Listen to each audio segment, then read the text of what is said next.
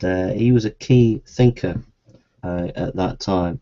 F.F. Bruce says, also the Logos, quote, the Logos doctrine of the Johannine prologue was naturally treated by those who had been educated in Greek culture in terms of the Logos of the philosopher. Justin Martin argued that men like Socrates who had embraced the Logos in the form of true reason were without knowing it Christians before Christ, end of quote. So the Gospel of John and the Logos theology was important in the early church for the development of reflection on the New Testament. Then you had the Marcion and his school.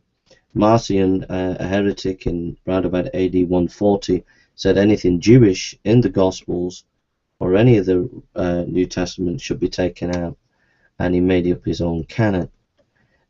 People like Tertullian dealt with Marcion. Then you had Irenaeus and Origen. Irenaeus was in the province of Asia, became Bishop of Lyons in Rhodes Valley, AD 177, was an interpreter of New Testament books and an expositor and a defender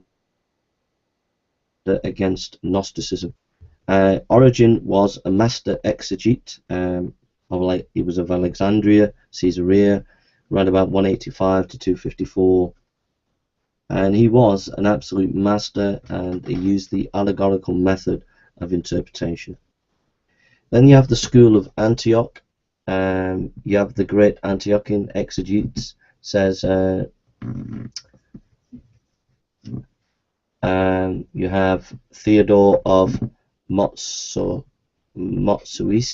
350 to 428, and John Chrysostom, 347-407. They used the historical grammatical method of understanding the New Testament. Then we have the Latin fathers in the 4th and 5th centuries. We have Marius Victorinus, 300-370, on Galatians, Philippians, and Ephesians. We have Jerome, 347-420, on Philemon, Galatians, Bruce Scholar. And then you have Augustine, 354-430, on Romans and Galatians. These were majestic exegetes of the New Testament. Then we have the Middle Ages.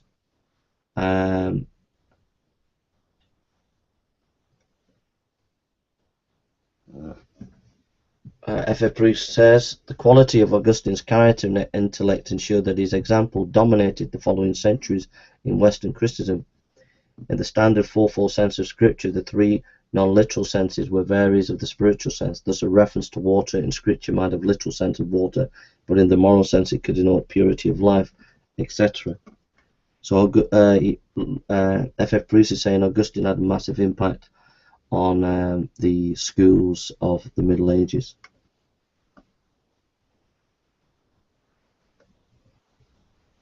There was the Glossia Ordinaria, the great medieval compilation of biblical annotation, took shape from the 11th to the 15th century.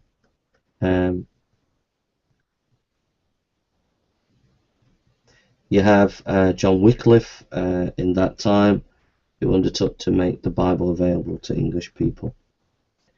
You have the Renaissance, Reformation, and Counter-Reformation. You have John Colet in 467 and 50.